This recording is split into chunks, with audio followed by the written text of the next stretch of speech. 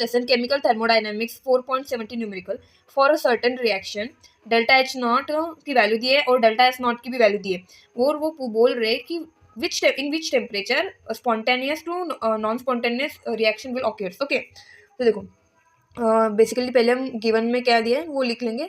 तो delta H naught is equal to -224 kJ. After that delta S naught is equal to -153 J K inverse. Okay and उसके बाद to find ऐसे लिख देंगे. तो to find is equal to T is equal to question mark. तो हमें T find करने का टी का एक फॉर्मूला है. T is equal to delta H naught upon delta S naught. Okay but मुझे एक बात बताओ कि यहाँ पे डेल्टा एच नॉट की वैल्यू के जे में है और डेल्टा एस नॉट की वैल्यू जे के इनवर्स में. तो कभी भी नहीं क्या ये हमें यूनिट्स को के बराबर से लिखना पड़ता है, नहीं तो बराबर से हमारा आंसर नहीं आता है. तो इसीलिए हम डेल्टा एस नॉट को है ना उसको चेंज करेंगे. कैसे?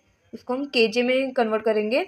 तो उसके लिए हमें कुछ नहीं, सिंपल से 1-153 इंटू 10⁻³ के जे के इनवर्स. चलो हो गया सिंपली, यानी कि हमने बस 1000 से डिवाइड किया उसको.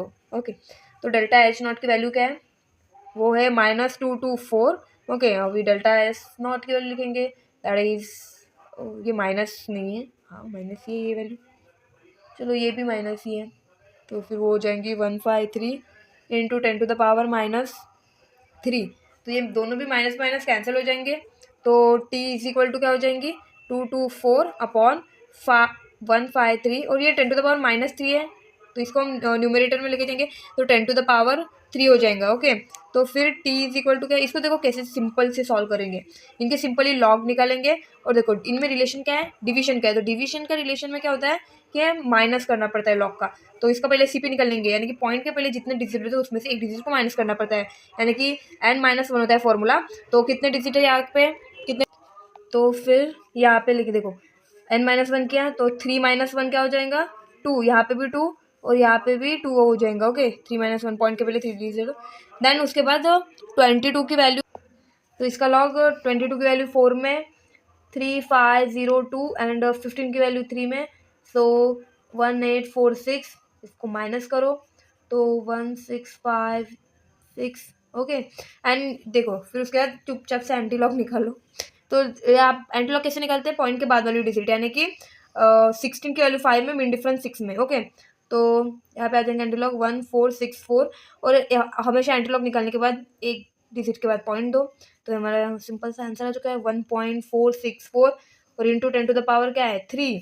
तो टेम्परेचर इज 1464.